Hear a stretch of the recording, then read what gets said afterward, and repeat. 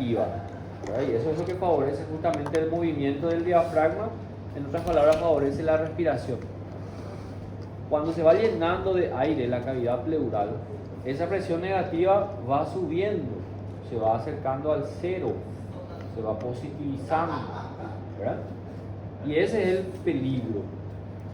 Esta situación bien puntual, neumotórax hipertensivo, ocurre en el contexto de un trauma cerrado de tórax. ¿Sí? Imagínense conmigo, el paciente tuvo un golpe de la caja torácica. ¿Sí? El parénquima pulmonar se rompió, se laceró. No hay ninguna herida aquí en la superficie del tórax. El problema es que el parénquima pulmonar se rompió. Entonces el aire desde el propio parénquima pulmonar va llenando la cavidad pleural. Y se produce un neumotórax hipertensivo. ¿Por qué hipertensivo? Porque la presión dentro de la cavidad pleural va aumentando. El flujo de aire desde el parénquima pulmonar hacia la cavidad pleural solamente tiene esa dirección. Se llena la cavidad pleural, pero no tiene por dónde escaparse. Solamente una dirección de llenado de la cavidad pleural. De tal manera que el pulmón, el parénquima pulmonar de ese lado se va colapsando cada vez más. Y la presión aumentando cada vez más. Y eso es un peligro potencialmente mortal en un paciente politraumatizado. Llega un punto en que la presión dentro de la cavidad pleural es tan alta que comienza a empujar al mediastino hacia el lado opuesto. Y eso puede llevar al paciente a una muerte, a un shock, un tipo de shock también aquí, y muerte. Entonces yo les pregunto a ustedes, ¿qué tipo de shock les parece que causa un neumotórax hipertensivo? ¿No? Para que haya shock cardiogénico tiene que haber falla de bomba cardíaca. Comprime, pero no hay una falla de bomba cardíaca. No comprime a tal medida como para impedir la bomba cardíaca. Hipovolémico no, porque no hay pérdida sanguínea. Tampoco séptico, ¿verdad? Porque esto es algo muy agudo que todavía no hay proceso infeccioso, ni mucho menos séptico. ¿Cómo? Tampoco, porque no está afectado el sistema nervioso. Es un tipo de shock poco habitual, pero extremadamente mortal aquí. Se llama shock obstructivo.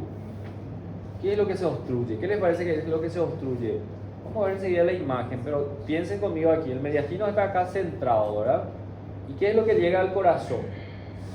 La gran vena cava inferior, principalmente, y la vena cava superior. Estas dos representan prácticamente todo el retorno venoso, ¿verdad? Retorno venoso al corazón. Si el mediastino se desplaza hacia el lado opuesto, estas grandes venas quedan doblados, quedan acodados. En otras palabras, es como si fuera que alguien se va a clampear la vena cava inferior y la vena cava superior. Ya no hay retorno venoso al corazón. Se obstruyó. ¿Qué es lo que se obstruyó? El retorno venoso. Y recuerdan la famosa ley de Frank Starling, que si no llega sangre al corazón, no tiene nada para bombear. Entonces, ¿cómo va a estar la presión del paciente? Hipotensión, taquicardia como un mecanismo de compensación, shock, y muere el paciente, rápidamente muere de eso. Pero no es porque falló la bomba o porque está sangrando, es porque se obstruyó el retorno venoso. Por eso se llama shock obstructivo. Por eso es una emergencia quirúrgica. Y el diagnóstico de esto, vamos a insistir bastante en eso en la clase de trauma de tórax. ¿Cómo se hace el diagnóstico de esto? Clínico. Yo no puedo esperar una radiografía para poder confirmar diagnóstico de neumotórax hipertensivo. Va a morir ya el paciente hasta esperar el equipo de radiología o la impresión del equipo de radiología. ¿Okay? Diagnóstico clínico, semiológico. Hay algo importante. El punto B, justamente el que estamos hablando, la ventilación. ¿Cómo se valora eso? A través del examen físico del tórax. Entonces, eso es algo muy importante. El examen físico del tórax es parte de la evaluación primaria, es parte del B. Sin embargo, el examen físico abdominal no es parte de la evaluación primaria, es parte de la evaluación secundaria. Pequeño detalle ahí que hay que colocar. Entonces, justamente haciendo énfasis en esto, a través del examen físico del tórax, yo tengo que diagnosticar que el paciente está desarrollando neumotórax hipertensivo. Y hay una serie de elementos clínicos que tengo que reconocer. ¿Cuáles les parece? Vamos con el examen físico del tórax. Inspección. ¿Cómo va a estar el paciente? Inspección del tórax, ¿verdad? Y el estado general del paciente mismo. Va a estar súper disneico, con sed de aire, desesperadamente, y no es suficiente su respiración para poder compensar. El paciente está desesperado, se siente morir de tanta dificultad respiratoria. Es desesperante ver un paciente que tiene neumotórax hipertensivo. ¿Qué más va a tener? Además de la disnea y de la mala mecánica respiratoria, vamos a la inspección del tórax. Vamos a suponer que es del lado derecho su neumotórax. ¿Cómo va a estar este tórax? Abombado, ¿verdad? Abombado porque está cargado de aire, pero sin movimiento. Abombado, pero sin excursión, ¿cierto? Y el otro lado, sin embargo, movilizándose, tratando de compensar el lado sano, ¿verdad? ¿Qué más voy a ver en el paciente en la inspección? ¿Qué dijimos que llega al corazón? La vena cava inferior y la vena cava superior, que están sufriendo una obstrucción. Imagínense conmigo, alguien se fue a clampear ahí la vena cava superior. Es una forma de decir. Entonces, ¿qué pasa con la vena yugular, por ejemplo? Queda ingurgitada porque está obstruida. Turgencia yugular o ingurgitación yugular. Otro componente clave para diagnosticar esto. Ahora vamos a la palpación del tórax. ¿Qué buscamos en la palpación semiológica? Vamos a colocar la mano ahí en el hombro del paciente, ¿verdad? ¿Y cómo va a estar? De este lado va a estar quieto y del otro lado solamente una expansión asimétrica, una expansión ausente del lado afectado. ¿Qué más buscamos en la palpación? Vibraciones vocales. ¿Recuerdan? La palabra 33. ¿Cómo les parece que va a estar del lado del neumotórax? Ausente. No hay vibraciones vocales porque no hay prácticamente más parénquima pulmonar ahí. Todo aire llenando la cavidad pleural. Vibraciones vocales ausentes. Percusión, lleno de aire en la cavidad pleural. Timpánico, hipersonoro. Y auscultación de ese hemitórax, murmullo vesicular, ausente. No hay parénquima ahí. ¿Entienden? Esos son los datos semiológicos y con eso yo puedo decir, paren todo, este paciente tiene neumotórax hipertensivo, emergencia quirúrgica. Y ahí mismo ya tenemos que actuar. ¿Sí? Vamos a mirar un poco ahí las imágenes. Ya enseguida vamos a mirar las imágenes. Voy a citar todas las patologías que tenemos que reconocer. Otro, neumotórax abierto. Muy similar a lo que dijimos antes, pero ahora hay una herida en la superficie del tórax. Imagínense una herida por arma blanca, por arma de fuego. Hay una herida, una solución de continuidad. Entonces, ¿qué pasa con el aire?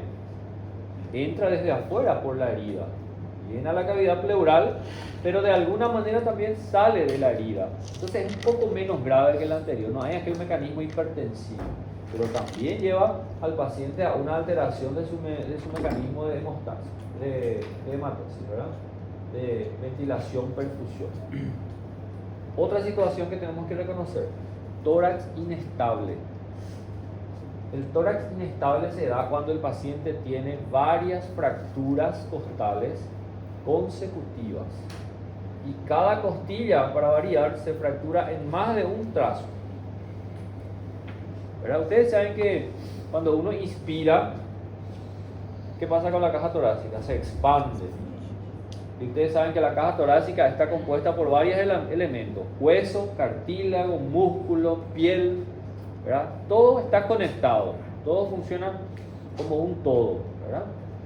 Ahora imagínense conmigo que la caja torácica nosotros vamos a sacarle un pedazo, vamos a hacer una ventana, vamos a sacar un pedazo. Entonces esa parte fracturada se separa del resto de la caja torácica, ya no se mueve en conjunto como el resto de la caja torácica y es sometido a los cambios de presión de la cavidad pleural. Y ahí ocurre lo que se llama respiración paradójica o paradoxal. Pero quiero que entiendan el concepto. ¿Qué significa tórax inestable?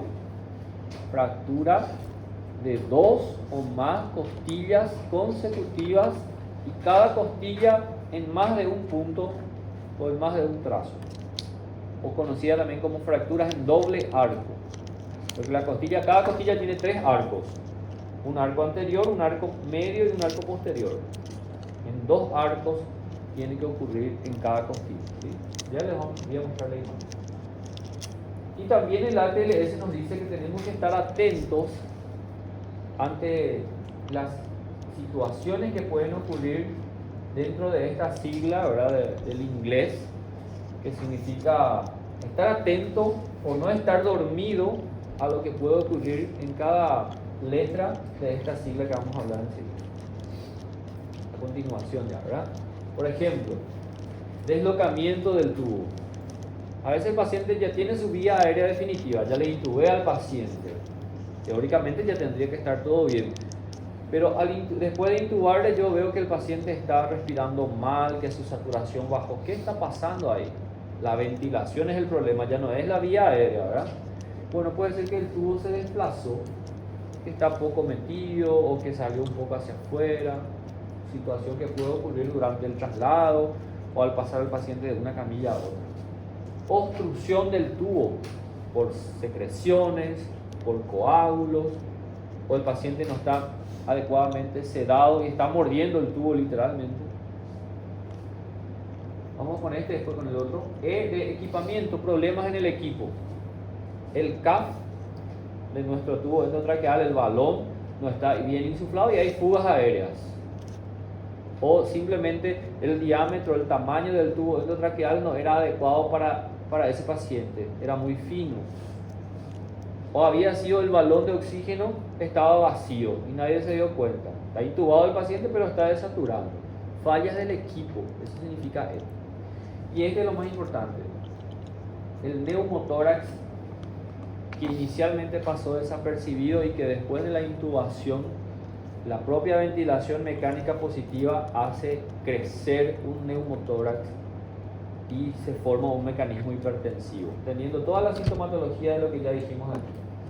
Imagínense un poco, un paciente que yo intubé, la técnica perfecta, le conecté al respirador, pero después de intubar al paciente, en vez de mejorar, ahora está empeorando.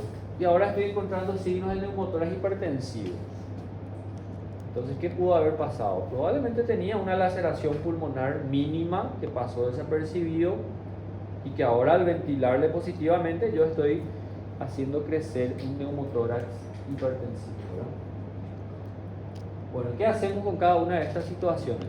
Con esto vamos a terminar con esta parte. Primero que hay que reconocer, ¿verdad? Vuelvo a repetir, solo para quedar claro aquí. Ventilación es un fenómeno fisiológico. No es lo mismo que vía aérea. En todos estos casos, imagínense que el paciente ya está intubado correctamente. Vía aérea, permeable. Pero está desaturando. Significa que no está llegando oxígeno, no está ocurriendo el intercambio gaseoso. Semiología de un neumotórax hipertensivo. ¿Qué tengo que hacer? Una emergencia quirúrgica. Y tiene una conducta inmediata. ¿Cuál es la conducta inmediata? ¿Qué les parece que podemos hacer con esa cavidad torácica lleno de aire? Punción. Hay que descomprimir, ¿verdad? Y esto es neumotórax hipertensivo. No hay herida en la superficie del tórax, sino que hay una herida del propio parénquima pulmonar, ¿cierto? Entonces el aire va llenando, va pasando desde el parénquima pulmonar hasta la cavidad pleural, llenando la cavidad pleural. Y el pulmón queda colapsado, se va llenando cada vez más, hasta que el mediastino es desplazado hacia el lado opuesto y eso termina obstruyendo el retorno venoso. Entonces por eso es que termina generando un shock obstructivo, ¿cierto? ¿Qué tengo que hacer entonces para evitar que el paciente muera? Tengo que aliviar toda esta presión, tengo que vaciar esto.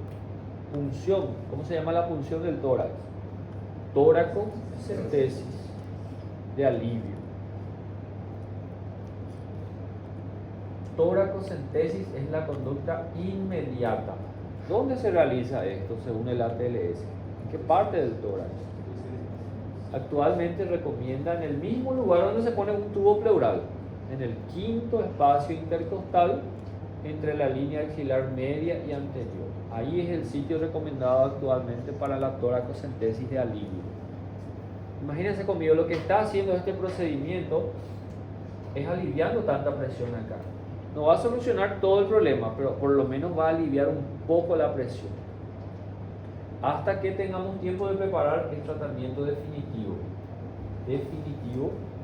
Tubo de drenaje pleural.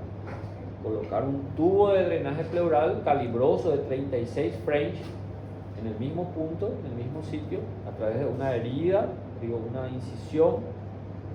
Pero toda una técnica también que tienen que aprender ustedes en taller. Tubo de drenaje pleural. Tienen que aprender, que es uno de los procedimientos que tienen la obligación de hacer en el internado también. Colocar un tubo pleural. Salva vidas también. Salva unos motores hipertensivos. Colocar el tubo pleural. Ese tubo pleural está conectado a un frasco, ¿cierto? Ya vieron ya en su práctica. Y ese frasco está con una cierta cantidad de líquido. Entonces el tubo está sumergido dentro del líquido, creando una diferencia de presión, de tal manera que todo lo que está ocupando la cavidad pleural sea evacuado. Aire, sangre o lo que sea.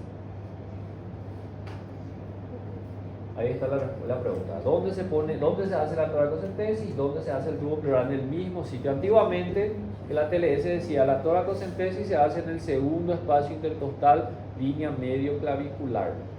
Todavía se puede realizar en ese punto en niños y en mujeres. En varones, teóricamente con una mayor masa muscular del pectoral, podría dificultar el procedimiento a este nivel. Por eso hoy día se recomienda en el quinto espacio intercostal, donde es más accesible la parrilla costal. Neumotórax abierto, ya saben lo que es, una herida. El paciente tiene una herida por arma blanca, por arma fuego. El aire está entrando y saliendo por la herida. Es muy común escuchar decir, el paciente está respirando por la herida. Se escucha eso, se ve ahí. ¿Ya? Viene el interno y le dice al doctor, el paciente está respirando por la herida. Ahí cualquiera dice, ¿qué es lo que decía interno, verdad? Y realmente el paciente está respirando por la herida. Eso pasa cuando la herida es grande. ¿Qué hacemos con ese paciente de manera inmediata? El famoso parche que se fija en 3 lados y se deja abierto un lado. ¿Por qué les parece que se hace esto? Porque se crea un mecanismo valvular. Imagínense conmigo.